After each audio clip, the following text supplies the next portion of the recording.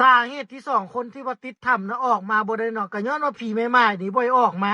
ผีแม่ไม้นี่อยากได้สองคนนั้นไปเป็นผัวแล้ววันนี้ข้อของผู้ซื้อบีนี่นะไปกวมของเท้าลัดนี่ก็เลยได้ติดนำกันก็เลยข้าเจ้าก็เลยบังตาเฮาบ่ให้เห็นสองคนหั่นซอกทางทีมกู้ภัยไทยสาเหตุที่ทำให้2คนลาวออกจากถ้ำไม่ได้เป็นเพราะสิ่งนี้เองกราบสวัสดีสุขสวัสดีท่านผู้ชมทุกคนที่เข้ามารับชมคลิปวิดีโอเช่นเดิมเช่นเคยตอนนี้ทุกคนอยู่ที่ช่องทิศแสงชาแนลนั่นเองในคลิปนี้ทิศแสงจะนำพาทุกคนมาเจาะลึกเปิดเผยมุมมองอีกด้านหนึ่งนั่นก็คือความเชื่อนั่นเองที่ว่ามีหลายคนออกมาให้ความเห็นว่าสาเหตุที่ว่า2คนหั่นออกจากถ้ำไม่ได้และทุกคนหาจังใดก็ไม่พอเป็นเพราะสิ่งนี้และเหตุการณ์ของเราจะเป็นจะได้นั้นไปรับชมคลิปวิดีโอพร้อมๆกันเลยสาเหตุที่สองคนที่ว่าติดถ้ำนะออกมาบ่ได้เนาะก็ย้อนว่าผีแม่ไม้นี่บ่ออกมาผีแม่ไม้นี่อยากได้สองคนนั้นไปเป็นผัวล่าสุดนะเท่ามือจะออกมาเว้านะบอกว่า5คนที่ว่าออกมาได้น่ะโบเครื่องไปส่งคืนเขาก็เลยเอา2คนนี้ไว้แล้วก็ได้บอกนะว่ามันมีผีบังบดแล้วก็พฤาษีแล้วก็นางธรณีนี่ไปขอเนาะขอให้ปล่อย2คนนั้นแต่แม่ไม้บอกว่าเขาเอาเครื่องค่อยไปหลายโพดเขาทำลายทรัพย์สินค่อยหลายโพดไปทุบไปมั่งไปลื้อสินะแม่ไม้ก็เลยตัดสินใจว่าสิเอา2คนนี้ไว้เอาไว้เป็นผัวเลยเอาไว้อยู่ร่วมกันเพราะว่าตัวเองก็อยู่ผู้เดียวมาโดดแล้วเหงาแฮงเนาะก็เลยตัดสินใจสิเอา2คนนี้น่ะมาเป็นผัวเนาะให้อยู่น้ำกันเลยแล้วก็ได้บอกเนาะว่า1ใน2คนนั้นให้ผิดผีบ้านก็เลยบ่อยากซอยแต่ว่าแม่ไม้นี่จังได๋ก็สิเอา2คนนี้มาเป็นผัวละถึงผู้นึงนี่สิเฮ็ดผิดผีบ้านนี่แต่ก็สิเอาอีกผู้นึงนี่มาเป็นผัวเลยเนาะเรื่องนี้ต้องใช้วิจารณญาณในการรับชมคนติด2คนที่ยังบ่เห็นหั่นผู้นี้ซื้อเบที่ติดในธรรมน่ะผู้นี้ซื้อลัดส่วนคนที่ซื้อเบนี่นะเพราะว่าผิดในเฮือนเพราะว่าพี่เฮือนเฮานะบ่รอนเฮาแล้วเพราะว่าเฮาเฮ็ดผิดในเฮือนก็เลยได้ไปเข้าถ้ำก็เลยเป็นแบบนั้นผู้ซื้อลัดนี่บ่ได้มีข้อและบ่ได้ผิดข้อเฮือนแต่ผู้ซื้อเบนี่นะมีข้อแต่ผิดข้อเฮือนแล้ววันนี้ข้อของผู้ซื้อเบนี่นะไปกวมของเท้าลัดนี่ก็เลยได้ติดนำกันก็เลยข้าเจ้าก็เลยบังตาเฮาบ่ให้เห็น2คนหั่นเรื่องดีลับถ้ำเมืองดองแก่ที่หน่วยกู้ภัยพบเจอด้วยตนเองพี่น้องอาจารย์ปิงดีได้เล่าว่าทุกคืนเขามักสิเห็นชายชราคนหนึ่งมานั่งอยู่บริเวณหัวนอนของหน่วยกู้ภัยจนต้องนั่งสวดมนต์เฝ้าผ่านช่วงเวลาตี 3ของทุกคืนเพื่อให้พวกเฮานอนได้อย่างสงบทุกคืนฝันคล้ายๆกันแล้วก็ฝันเห็นสิ่งแปลกประหลาดได้หลายอย่างบางคนฝันเห็นงูใหญ่บางคนฝันเห็นชายชรายืนจ้องมองอยู่ปลายเท้าบางคนละเมอเว้าทั้งคืนและมีคนในทีมคนหนึ่งยืนยันว่าถูกบางสิ่งเหยียบบริเวณศีรษะทั้งที่ยังลืมตาอยู่และรู้สึกโตทุกอย่างระหว่างปฏิบัติงานในถ้ำเฮาได้ยินเสียงพูดคุยทั้งที่บ่มีไผอยู่ได้ยินเสียงเคาะจากความมืดบางครั้งรู้สึกเหมือนมีแรงผลักดันหรือแรงดึงบางอย่างยิ่งเวลาผ่านไปความกลัวก็เริ่มก่อโตขึ้นจากใจของพวกเฮาและทุกคนรู้บ่ว่าชีวิตของหน่วยกู้ภัยเกือบเอาตัวบ่รอดเป็นจะได้ท่านผู้ชมหลังจากรับชมคลิปวิดีโอไปจาก2หนุ่มแล้วก็อีก1สาวลาวท่านนี้ทุกคนคงจะรู้ดีนะครับเป็นอีก1คนที่ว่าน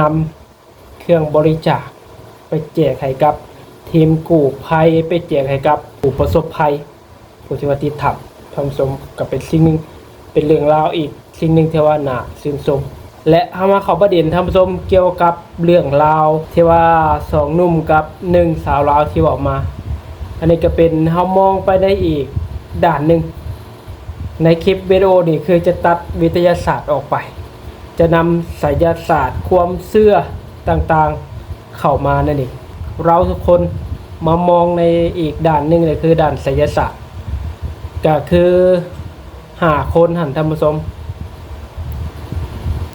ก็คือสามารถค้นพบได้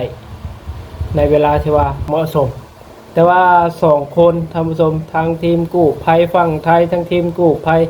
ฝั่งลาวหาไปหลายจุดหลายหมอกจากได้ยินเสียงจากข้างในเสียงเคาะอีกหน่อยเดียวจะถึงเมื่อไปถึงกับไม่พอไม่เห็นอันนี้เป็นเรื่องราวอีกด้านหนึ่งและที่สำคัญไปกว่านั้นท่านผู้ชมก็คือได้มีเรื่องราวที่มาเข้าความฝันของเท่ามืดว่าหาคนที่ได้ทำมันออกมาได้ครับ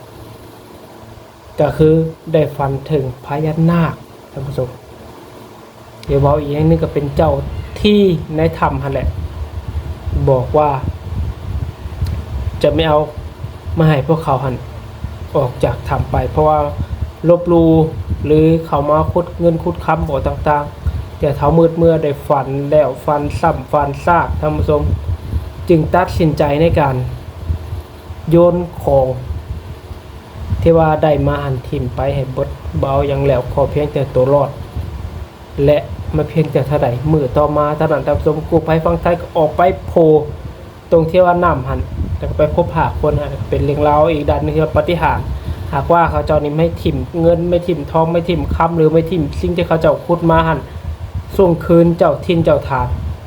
อาจจะไม่รอดก็ได้ท่านผู้ชม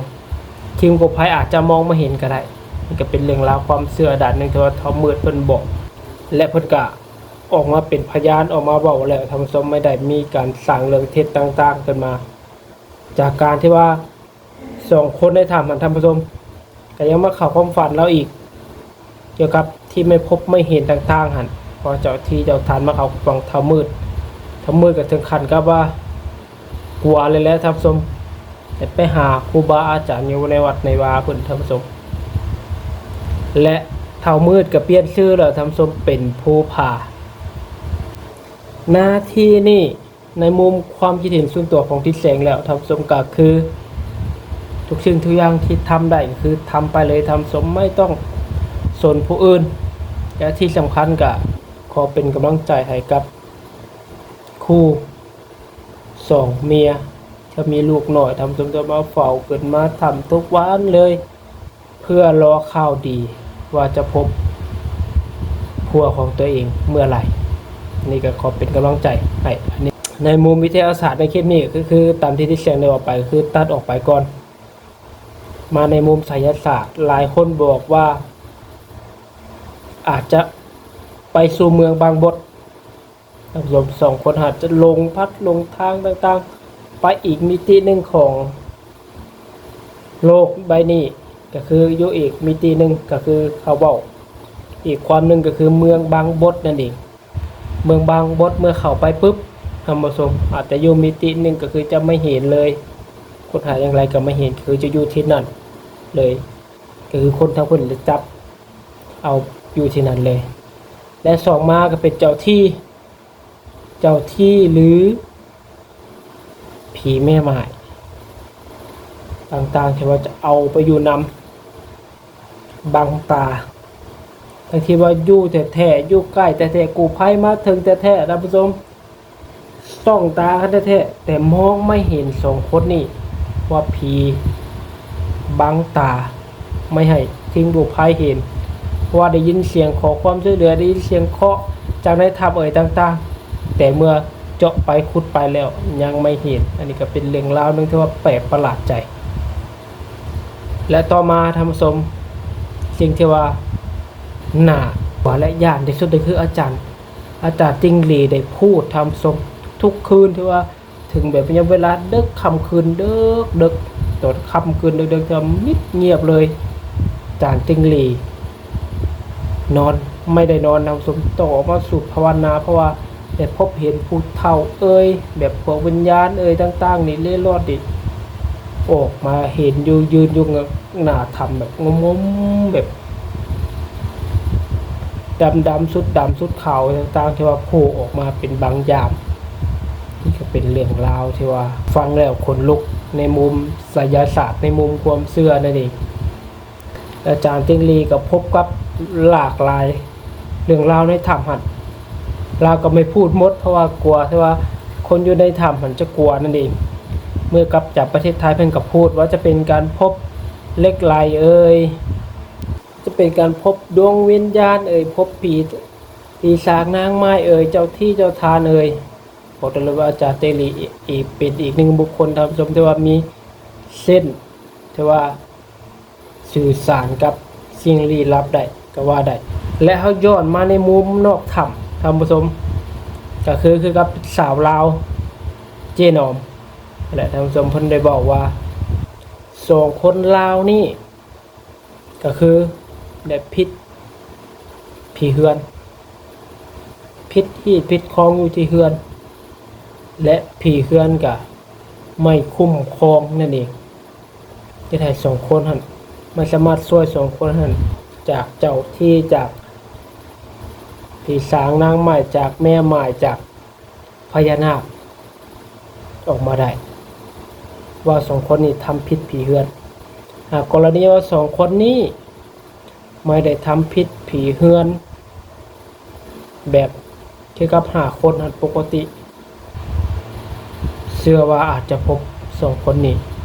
พร้อมกับ5คนหันก็ได้อันนี้เป็นมุมหนึ่งแต่ในปัจจุบันนี้ทิศแสงเองท่านผู้ชมเองและทีมกู้ภัยเองทุกคนก็ไม่รู้ว่า2คนหันอยู่ในสถานะไหนเพราะว่ามันก็ผ่านมาหลายวันแล้วทิศแสงก็ไม่กล้าตัดสินใจว่าโอ้ยเสียชีวิตแล้วยังมีชีวิตแล้วอันนี้ก็ไม่กล้าตัดสินใจไม่กล้าพูดเพราะฉะนั้นแหละสิ่งหนึ่งที่ว่าทำให้เราทุกคนทำได้ก็คือให้กำลังใจกับทีมกู้ภัยให้กำลังใจกับญาติ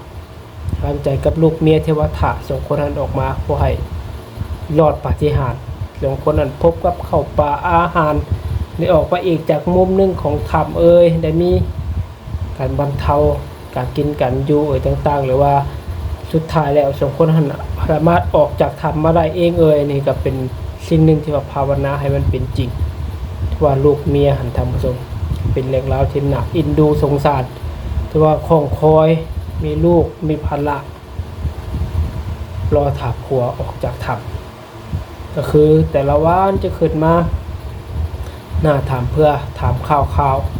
นั่นเองและท่านผู้ชมทุกคนที่เข้ามารับชมคลิปวิดีโอมีมุมมองความคิดเห็นอย่างไรบ้างกับเรื่องราวนี้อันนี้เป็นอีกเรื่องราวในด้านหนึ่งด้านไสยศาสตร์ด้านความเชื่อที่ว่าหลายคนแต่ความสนใจในอีกด้านหนึ่งด้านวิทยาศาสตร์ก็ว่ากันไปแต่ว่าด้านนี้เป็นด้านความเชื่อผู้ใดที่ว่าไม่เชื่อบอกว่างมงายแต่ว่า